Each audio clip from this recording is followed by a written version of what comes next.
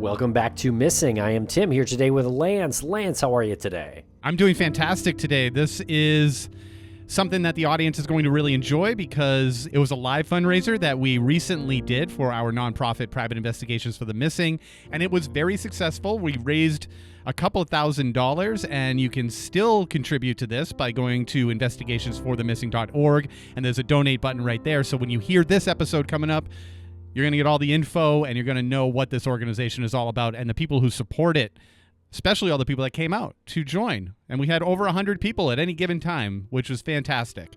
It was great to have everybody contribute to that and see that community grow. But Tim, my explanation for this has grown far too long. How are you today? Doing great over here. Thanks a lot for asking. And yeah, so we are playing the live fundraiser here on the podcast feed. You get full video on YouTube and Spotify, so check it out on Spotify. So this is going to be broken up into parts. Our first part here, we've got Julie Murray. Of course, she is the sister of Maura Murray, who went missing on February 9th, 2004 from North Haverhill, New Hampshire. And if you want to learn more about that case, check out MauraMurrayMissing.org. That is Julie's site and the family site. Julie's also on social media. There are links in the show notes for that. And next up is lawyer Bobby Taghavi. Really interesting conversation with him, and you can check out what he's up to at sweetjames.com. There is a link in the show notes. Bobby worked on the Golden State Killer Task Force, and most of our conversation with him from the fundraiser last week focuses on that case. But really interesting stuff with Bobby. We're going to have him back on Crawlspace sometime soon for a full interview. And then for part two, we have Dr. Trace Sargent. And then we have a quick cameo from private investigator Jason Watts. And then we're going to have private investigators Lou Barry and Greg Overacker share some new information on the disappearance of Brianna Maitland. Very interesting session there with Greg and Lou at the end of this fundraiser. But all of these conversations were really interesting, and definitely hope you enjoy them and hope you have some room in your budget to donate to private investigations for the missing. Right. Every little bit counts. And I know that sounds super cliche, but that was what we were saying throughout the evening during the fundraiser. And it did end up counting to quite a bit. So yeah, $5, $2, whatever, $10. If you want to give more, that's fantastic. But any little bit helps. And those funds go towards the private investigators who are working on various cases throughout the country, family members that have contacted PIs for the missing and have been vetted, and then a licensed private investigator has been assigned to that case. So all of those expenses are being paid for by the organization through your donation. So that is a fantastic, worthy cause. And moving into a little bit of housekeeping, Tim, you and I are going to be triumphantly returning to CrimeCon this year. This is CrimeCon in Denver, Colorado, September 5th through the 7th. And if anybody has been on the fence about whether or not you want to buy tickets to this, a standard pass, well, you can get 10% off that standard pass by using code Crawlspace. That is all one word, and that is at crimecon.com, and you'll see exactly where you can purchase those and add that promo code, and you can come on over to our table and say, hey, you guys aren't cardboard cutouts anymore, but we might have, we might have the cardboard cutouts with us. We will be doing a panel. We're finalizing some details on that, sort of a session that should be super interesting about current topics that we've been discussing here. But Tim, yeah, people can swing on by, say hi, and go, hey, I used your code. I got 10% off. Thank you, Crawlspace, all one word. Very cool. Hope to see everyone at CrimeCon 2025. Thanks a lot for listening, everybody. Please follow us on social media at MissingCSM. We're going to break real quick for commercial, and we'll be right back with the live fundraiser. First guest is Julie Murray coming after the break. Thanks a lot for listening, everybody.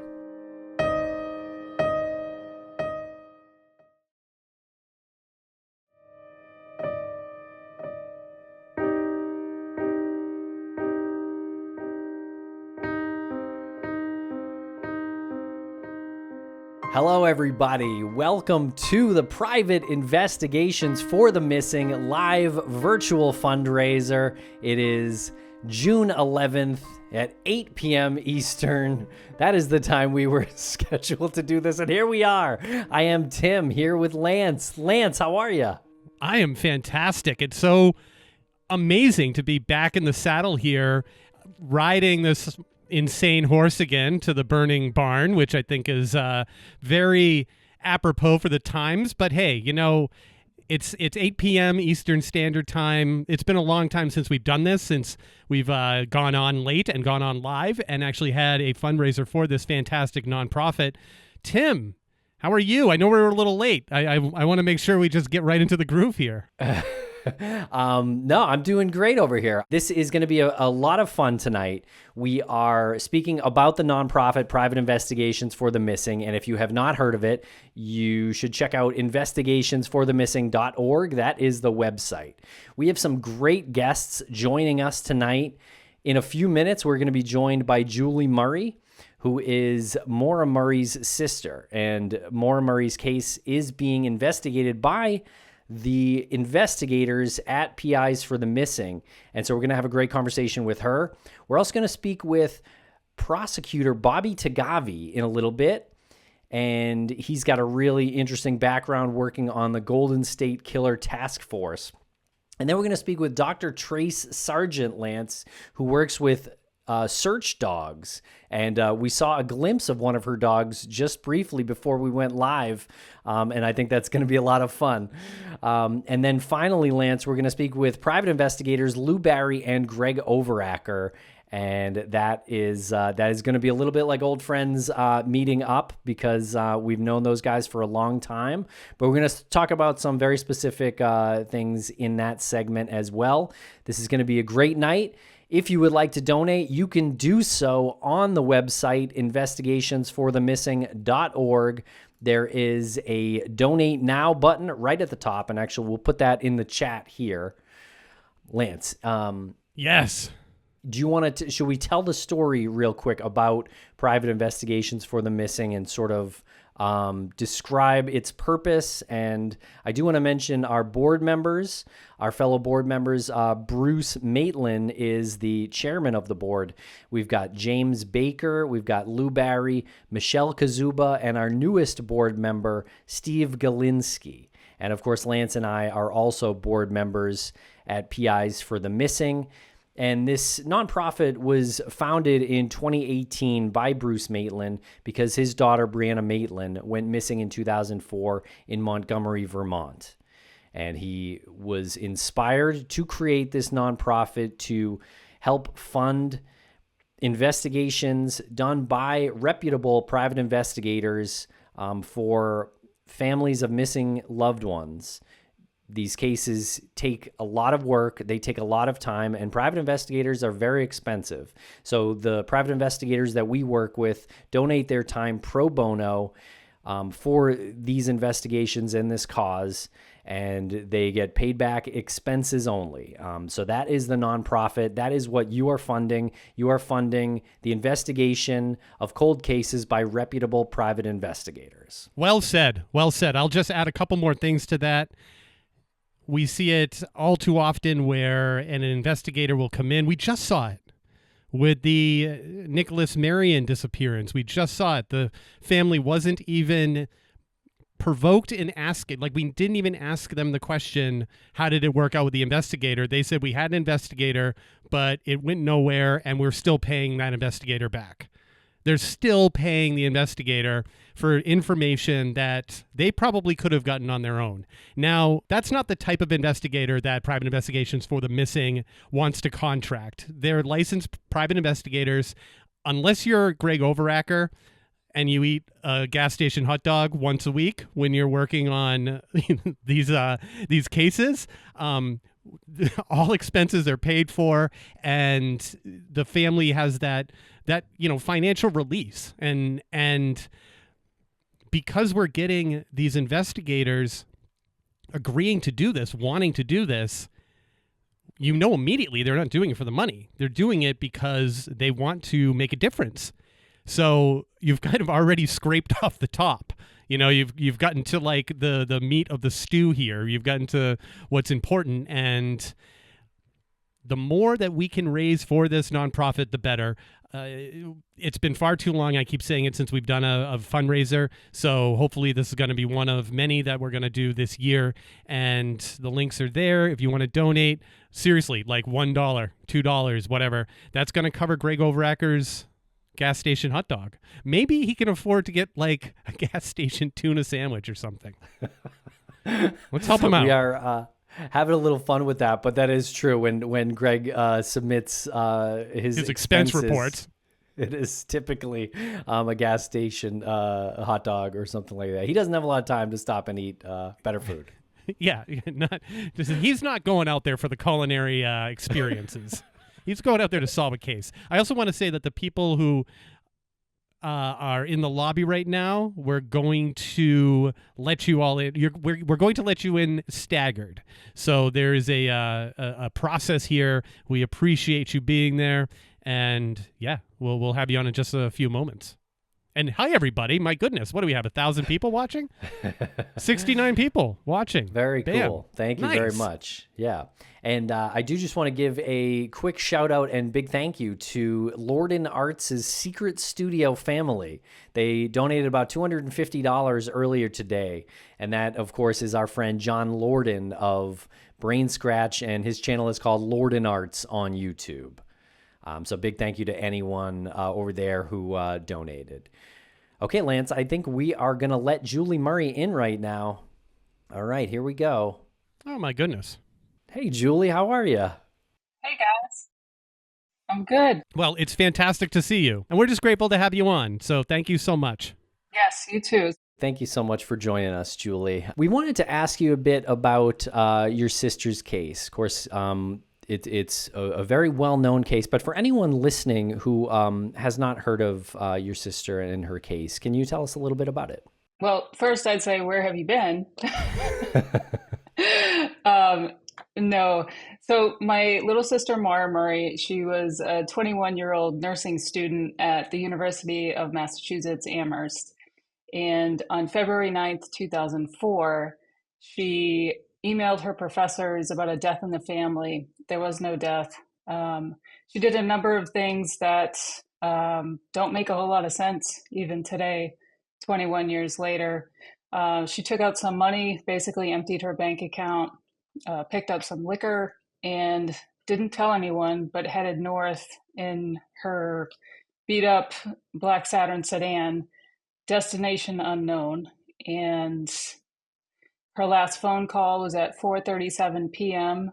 And then there's about 2 hours of time where there was no activity. And then at 7:30 p.m., a witness notices a vehicle off the side of the road in this small town called Woodsville, New Hampshire. And she looks out the window and she sees this car. It was cold, it was dark, so she called 911. A bus driver drove by and stopped and asked the driver if she needed help, and the driver declined. We have to assume that the driver was Maura, although people fight about that online all the time. And then when the police showed up minutes later, Maura was gone. She's never been heard or seen from again. No bank activity, no cell phone activity. And so for 21 years, we've just been fighting for answers and trying to make some progress and figure out what happened. And also in that time, you've been fighting through rumors and the online speculation, and really the Maura's story might be the start of or among the first stories that started web sleuthing. Yeah. And then you had to like grapple with that, and Tim and I were a part of that, and we didn't, it was something that just became it became its own entity. How did you come to understand and harness that? Well, for those that don't know, Maura went missing the same week Facebook launched. So this was way back in 2004. So it was before what we know social media to be today. People really didn't know what social media was. It didn't really exist. People didn't have smartphones. They weren't constantly on their phones. There was no GPS, Google Maps, those type of things. So at first, it was sort of foreign to us, like, what is this thing? And then we quickly realized that we could reach a widespread audience with just a click of a button. And I'm not talking just in that area specific, I'm talking across the country and across the world.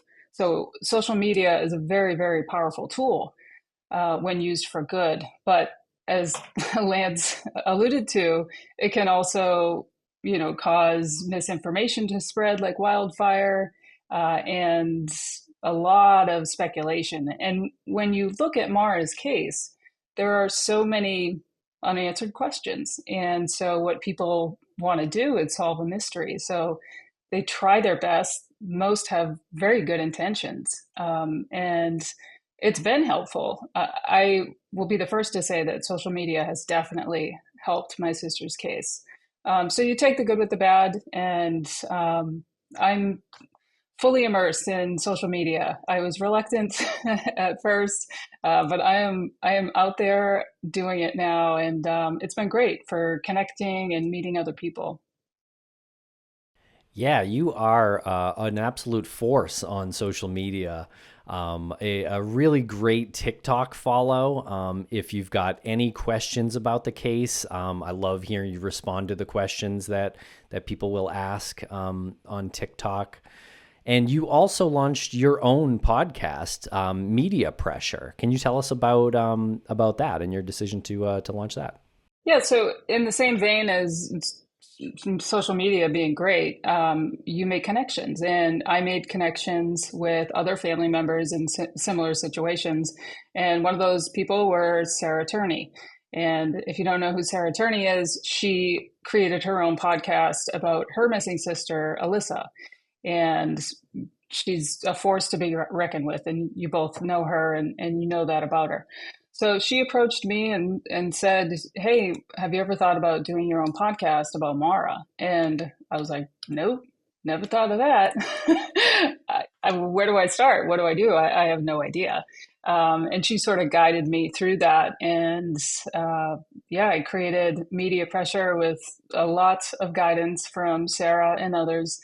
And it's been great. And the main purpose of Media Pressure was to focus the narrative on Maura, and have it be victim centered, and give her some of that humanity that's sort of been stripped away with the constant coverage. And I think we did that, and I'm super proud of it. It did bring in some new leads, and people still listen and still comment. So it was a big undertaking, but I'm very glad that I did it.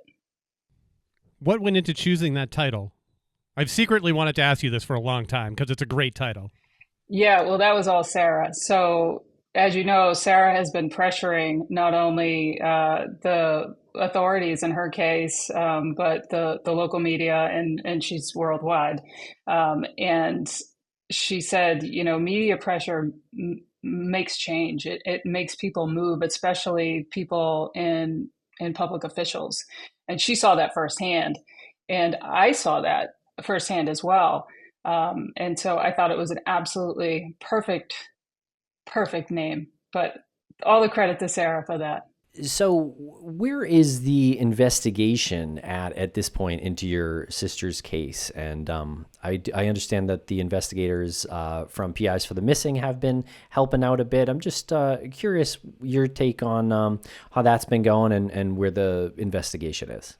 Yeah, my family is so grateful for the work that Private Investigations for the Missing has provided us, the whole team, with PI for the Missing. When you're thrust into a situation like this, you're just regular people, and you don't have that body of knowledge. You're not an investigator. You really don't know what you're doing as a family member. You're just trying to do your best. You're trying to do the next thing. And so for a long while, it was just my family and volunteers trying to figure out, what can we do? And then when Lou stepped in and PI for the Missing stepped in, we had sort of more structure. And that's exactly what we needed. And I cannot say enough about the work that PI for the Missing has done, not only for my family, but so many other families. And the key thing about it is it reminds not only my family, but the people that loved Maura and support my family, that somebody cares and there's still hope. Like someone is actively following up on leads. And that little tiny bit of hope does wonders for families like mine. And what is it about the approach that PIs for the Missing has, like, especially when Lou first contacts you? Like, because to be honest, like, I'm terrified of Lou. So when I hear people say, oh, Lou, so he's like a teddy bear, I ask myself, what do I need to do to experience that? So what is it about that initial approach that is important? Well, what I love about Lou the most is he's no nonsense. No nonsense. He doesn't want any fluff. He doesn't want any speculation. He just wants the facts. And that's what I need, especially in a case like Maura's, where there's so many voices and theories and just rabbit holes. Lou's sort of able to use his experience and his investigative skills to sort of cut out all of that noise and just focus on what makes sense and what the next logical step is without being influenced or biased by all of the stuff on the periphery. And that's exactly what we need for Maura's case. But Lou he is a teddy bear. He probably will hate that I'm saying this, but the first thing he asked me is, how's your dad? How are you? Like, he cares about the people that are most impacted.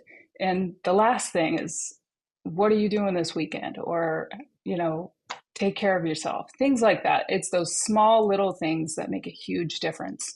And I'm just so lucky to have Lou in my corner. And we'll be right back after a quick word from our sponsors. Thanks to our sponsors, and now we're back to the program. Now, I saw on your TikTok recently you and Curtis talking about the Maura Murray Scholarship. Can you tell us a little bit about that? Yeah, so a couple of years ago, we decided to do something positive to honor Maura, and we couldn't think of anything better than to do something about her career at Whitman-Hanson High School, where she was a legend and she broke all the records. And so we decided the best thing to do is a scholarship. And so we've done it, I can't remember how many years now, but it's been very well received in the community. It's great to see these student athletes, get up there and crush it in the classroom and crush it on the track, just like Maura did.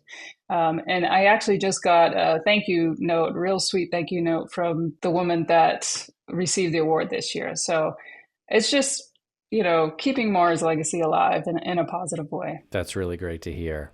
Yeah. And I also saw that there were going to be playing cards passed around prisons with Maura's photo was going to be part of that. Is that going to happen soon? Yeah, so this is a new development, and I actually didn't even know about it. So someone let me know that Maura will be included in the second round of playing cards.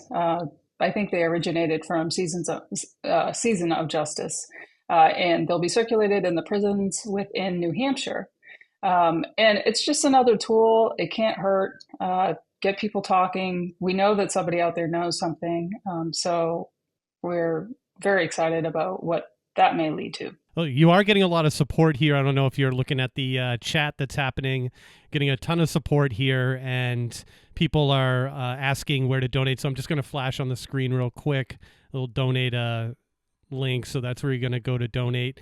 And you just mentioned the playing cards, which I think is a really brilliant idea. And that's been something that was invented, right, by social media. Would you say that that's a social media thing, that if social media wasn't around, or is that something that I guess is more like content creator driven?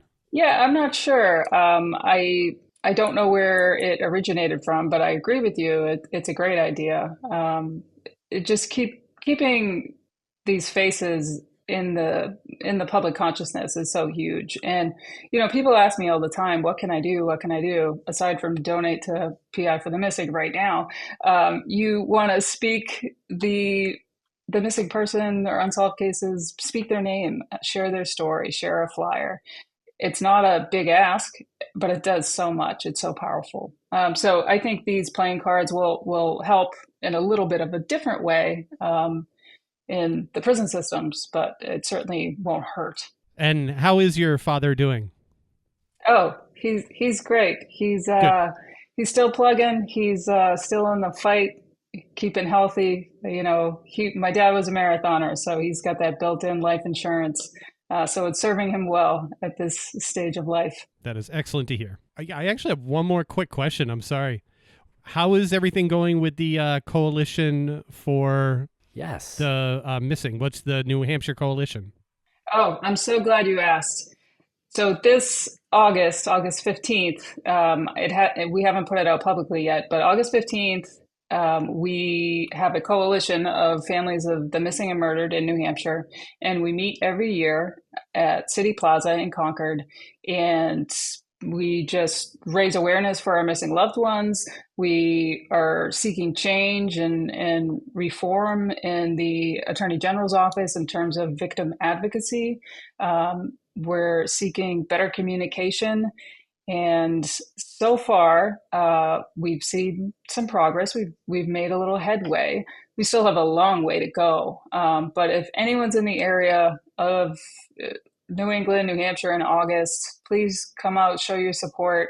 It's a great event. I know Tim and Lance, you joined us one year. That was awesome. But it's heartbreaking. But at the same time, it's an opportunity to connect with other families and feel like we're not alone.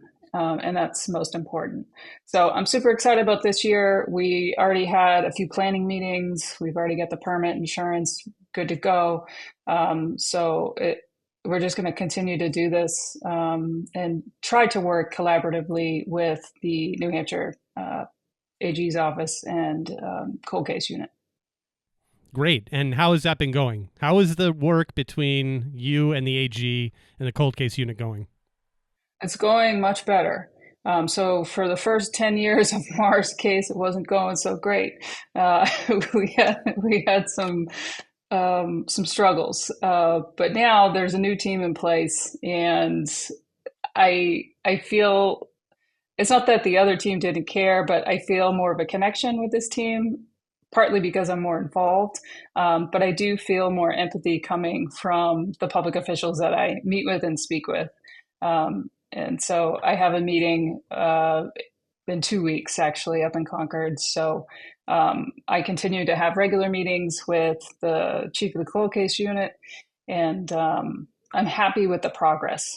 Cool. Yeah, and you did mention that Tim and I were there one year, and I was just blown away at how it was rainy and the support that showed up, and the people family members who need answers, like these people need answers. They have missing family members, or their family member was murdered and they don't have any answers yet. And it was just so impressive to see officials like literally walk out of the building and walk up to the people and talk to them. They didn't give them exactly what they wanted at the time, but it was a step in the right direction. And you could, unless they were being super like politicky, you could see it on their face. Like they realize that this is an issue now that needs to be addressed. So I'm so happy to hear that things are progressing. Yeah, that's a great point. It was a terrible day. It was raining, it was cold. But those public officials stayed out for the entire time. They did not go in until every single person there had a chance to speak to them, talk about their grievances. So they earned a lot of respect from me that day. And so did everybody else that showed up. So we're hoping to keep pushing and keep fighting, because I believe a more collaborative relationship is only going to help these loved ones, these unsolved cases. So August 15th. Very good. Great. Thank you so much. Yeah, I'm definitely going to plan to be there this year. I ordered a T-shirt as well. So I'm very, very excited to see when that comes in. But I ordered 2 T-shirts. I ordered 3. Hold on, I'm ordering a 4th right now. No, but yeah, we should see you there on August 15th. So that'll be Awesome. great. So thank you so much, Julie, for joining us here tonight. Yeah, absolutely. Thank you so much for having me. It's such a great event, such a worthy cause. So I appreciate the invite. Awesome. Well, you take care. We'll be talking to you soon. Okay, take care. This has been a great evening already. Great evening already. Next up, we are bringing on Bobby Taghavi. And this is going to be a really interesting conversation. We have not spoken with him yet. We are planning on hosting him in a full interview at some point soon. But I'm very excited to speak to Bobby. We're going to let him in right now. Very excited to meet him. Hey, Bobby, how are you? Hey guys, how you doing? Great. Thank you so much for your patience while you were waiting in the green room. Hopefully they provided you with all the refreshments there that you needed. They absolutely did. Okay, great. You look exactly how I thought you were going to look. We have never met you. It's good to meet you guys. Yeah, you got the tie and the shirt on. For anyone who doesn't know who you are, can you introduce yourself to the audience? Sure. My name is Bobby Taghavi. I'm currently one of the owners and the managing partner at Sweet James. Sweet James is a plaintiff's lawyer. We're plaintiff lawyers. We're accident lawyers, and we're in California, Georgia, Nevada, Texas. And prior to this life, for about 15 years or so, I was a senior deputy district attorney in the county of Orange. And I did primarily a lot of prosecution on sex crimes, gangs, and then I was assigned to a serial killer task force, the Golden State Killer. So that's kind of my background, and I'm a trial attorney by trade. And that's a quick and dirty. Well, great. Well, thank you, and welcome to this live show here, this virtual fundraiser for private investigations for the missing. I'm just curious, before we get more into your background, what is your relationship with private investigators? Do you work with them often? I haven't worked with them often. I know when I was back at the DA's office, I know that there were cases that they were involved in. So I know it's a great organization, and obviously nights like tonight, such a worthy cause. So I never got to work with them specifically, but I'd heard of them and I knew of them for a very long time. So can you tell us a bit about working on the Golden State Killer Task Force, and how did that come to be, and you get added to that? So, for a lot of people that know, the Golden State Killer was from 1984 on, kind of stopped with his murders and the rapes and all the horrible things that he did. And the case, no one really had linked the case until later on in the 90s, where they realized it was the same person that was what they called the Visalia ransacker, the East Area rapist, and then ultimately the Golden State Killer. At that point, they started slowly, the different jurisdictions started putting on task forces, and the task forces included detectives and forensic scientists and then prosecutors. And it started kind of heating up because of Michelle McNamara, who was Patton Oswalt's late spouse.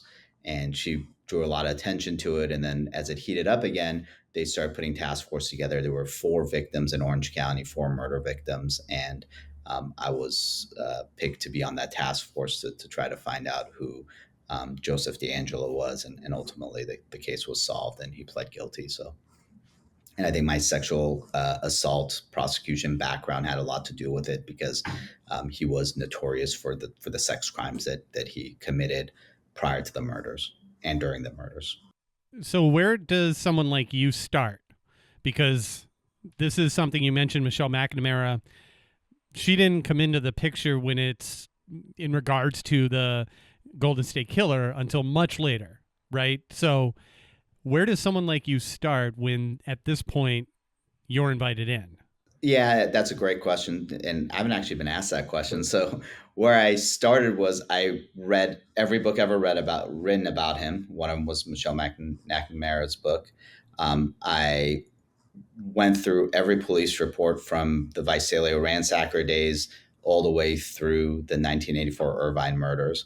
So reading every single police report, listening to every single cassette audio of interviews, reading, all crime scene investigations and any kind of CSI reports, and then meeting with the task force to see where the investigation was. And at the time I started, we were still looking through inmates and dead inmates, in fact, to see if any dead people that were in prison that had died in prison matched any of the MOs based on their crimes. I mean, we were, you have no idea where to start with someone like that. But really, the first, I think, 3 months of it was just learning about all the different crimes and trying to understand the links between them all. And that's kind of where I started. Okay, I have a follow-up question on that. You're obviously a busy person. How do you prioritize your time? How do you prioritize that? Well, I mean, when I worked for the DA's office, that was my sole assignment, right? So they were like, "You're on this task force, and that is all you're doing." So I really immersed myself. I mean, night and day. Just in my house, I had a room that had all the reports and all the sketches and all the pictures. It almost looked like my own war room, and just make sure my little nieces don't go in there. There's just all sorts of horrible stuff in there that. But yeah, I mean, I was fully immersed in it, just like all the other, attorneys and investigators were. And we'll be right back after a quick word from our sponsors. Thanks to our sponsors, and now we're back to the program. Now, were there moments where you found a person or a lead and you were pretty sure that that was the direction that the case was going to lead in, and it turned out to not be the case? Not in my time, by when I got in, they had kind of run down all the different leads. And then really during my time there is when the DNA match happened, and things suddenly opened up out of nowhere. But there wasn't really any super hot leads at the time when I first started. And how long was it into your work on this that there were rumblings that this was coming together, that there was a viable suspect and, perhaps they were closing in on someone? Yeah. I mean, it was really through the DNA, right? And understanding what happened was DNA from the crime scene was uploaded onto GEDmatch, which is a DNA website. And then that matched with a family tree, essentially someone from his father's side. And then the family tree was made, and figuring out, okay, who matches it, who lived there at the time, males in that age range. And then as that happened, it all started coming together very quickly. Do you have time to be shocked by anything like that, or like who the person is, or are you kind of just like, now we gotta figure out how to lock this guy up? Working sex crimes for a long time, it really quickly makes you not shocked at anything, because it's with sex crimes, and a lot of times with missing people, and unfortunately with cases that are kidnapped and murder cases, most of the time they have some kind of sex crime component to it, unfortunately, and you really quickly realize that it's the one crime that crosses all socioeconomic, any ethnicity. Like you see it from everybody, whether someone's super wealthy, super poor, criminal history, no criminal history. So it really allows you, once you work those cases for a long time, to have a real open mind as to anyone can be a suspect. And with Joseph DeAngelo specifically, so many things fell in place. It was almost like he was right in front of our eyes, but he wasn't. And just once we looked back at so much of the things that he had done, reading the search warrant was like this perfect puzzle that was perfectly came together. It was just shocking that it was right there and everything fit so well. So we talk a lot about missing people. We're on the board of private investigations for the missing, and we always try to figure out what circumstances went into why somebody disappeared, or why somebody disappeared and was later turned up murdered in a particular circumstance. And a lot of it has to do with their environment, their community, their living situation, relationships. Connect that to like the Golden State Killer and the people that he terrorized. Fast forward to today, do you see that pattern happening again today? Like, do you see cases that come to you and you're like, this could possibly be somebody just like D'Angelo, but it's just like maybe the third victim? Yeah, most crimes are obviously crimes of opportunity. That's what I have found, at least in my time, right? It's very rare that you get the very random boogeyman, for lack of a better term. And the interesting thing about Joseph D'Angelo was he kind of was like the boogeyman, right? It was almost like he was very similar to the Night Stalker, where there was not really a rhyme or reason. It was just, hey, this window seems open. I'm going to go in there. At the beginning, it very much happened where it was around where he lived, and it was specific female type victims, but it was very much a crime of it was just very random. Whereas most of the time, it's a family member, it's a friend, it's a significant other, or an ex significant other, or a neighbor. But with someone like Joseph D'Angelo, and why it was not only difficult to find him and solve the crime, but also why it was so notorious beyond the sheer numbers and the brutality of it, was like the Night Stalker. It was just complete randomness. There was very little, if any, connection with any of the victims at all, and that's what made it so scary, right? You never know who it was. Whereas with most, and I probably can assume with most of the cases that you all see, when and if they're solved, a lot of times it is actually someone that they know, or someone that had some kind of opportunity to have a connection with them. Yeah, I mean, even when they're not solved, we look at it and we say, what's the missing evidence here? Because there's like actually a blood trail from from someone's home to the crime scene, and the mom is posting pictures on social media about the abuse that the husband was, directly responsible for, and they still can't seem to make that connection. So, yeah, I mean, there's both ways there, I guess. And you have your random boogeyman, and then you have the one that's like right in front of you the whole time that you just can't seem to pin down. Right, and that's what makes us scary, right? Like, it makes me think of BTK, where it was just complete random. He lived, he was a church going guy in that community, but beyond that, no one really could figure out or pinpoint why and where he was hitting, and that's where the community's anxiety goes up, and those are, I think, a lot of why there's these unsolved cases when you have people like that. That's very random, right? And in your experience, how often does someone who commits sex crimes, how often do they escalate to murder or attempted murder? Not often. Usually it's the sex crime itself that escalates from not very aggressive to extreme. But to then make that jump to murder, you don't see it often. Now, if you work at it reverse, right? If you look at a lot of the murderers, did they escalate through sex crimes? Yes. But it doesn't work the other way around, if that makes any sense. A very small number of them take that step. With D'Angelo, it was actually very classic. It was almost like a psychology book, right? He started out with ransacking women's drawers. And then from there, it was, grabbings and touchings, and then it escalated to full-blown sexual assaults, and then escalated to sexual assault tortures, to sexual assault torture murder. And so that his was a very classic of what you would imagine. But most of the time, the sex offenders, and it varies, right? You have, sex offenders that target children versus sex offenders that target adults. And the adult ones usually are the ones that get a little more violent as time goes on, whereas the ones that target children typically don't, right? But then you have the ones like Avila, who was in my county, in Orange County, that kidnapped and murdered Samantha Runyon, and that was a really big case in the early 2000s. Most of the time, it the other way. You see the correlation, but not so much from sex offender to murder. I have to ask this question because, again, we have a lot of people on who have such deep knowledge of this topic, more than Tim and I do, because this is your profession.